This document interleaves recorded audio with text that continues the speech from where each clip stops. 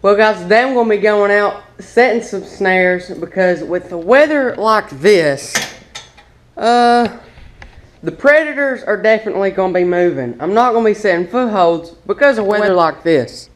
So I'm just going to go with snares real quick, and this whole video will be on this GoPro and this GoPro, not the big camera because I don't want to risk it. Okay, so here's the first snare. It's already been set. It's been set for a little while, but there it is. It's in a pretty good spot. Nothing's traveled it this morning, but there's one snare. We got a few more to set. This is actually the spot where I caught that coyote earlier in the season, and I never really set it back.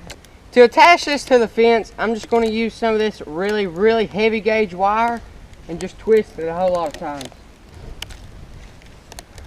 That should hold a coyote. And when you're snaring in a fence like this and you attach it straight to the fence, it gives you a spring, so it's pretty forgiving, and it's not just going to break because, you know, it's pretty forgiving like I said. So here it is. I got everything set up right. This is a really short snare and it's cabled in right here, but I got it good and cabled in. A snare support coming off here. Right here in the trailer going to be coming through. This is actually, I'm not done with this yet. I'm going to put some sticks here, some sticks here. That way I can sort of funnel them in right here where I want them. Here's one good piece to funnel with. Now I can set this piece of wood right here. Now a coyote is not going to run his face into that, so he'll either be this way or this way. So I'm going to put a little bit more stuff. Here's some right here. I'm just going to stand this up like that. He's a briar, so he's definitely not going to run into this.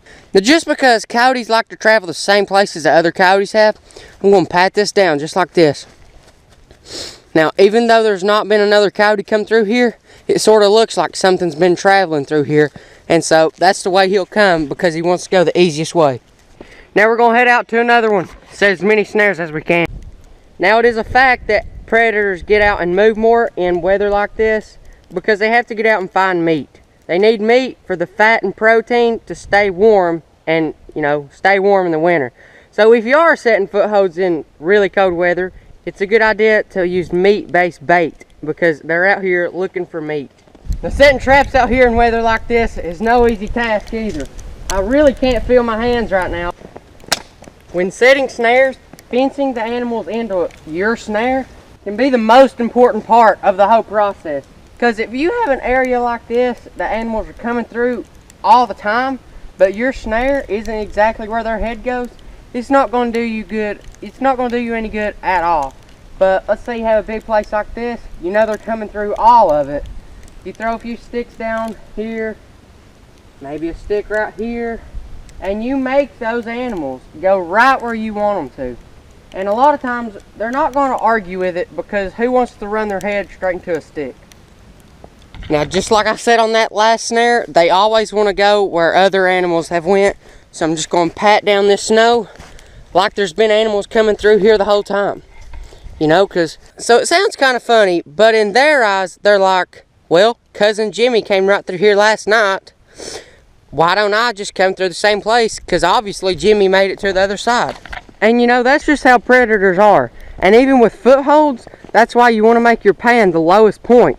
Because that simulates where another coyote or another predator has done stepped his foot down.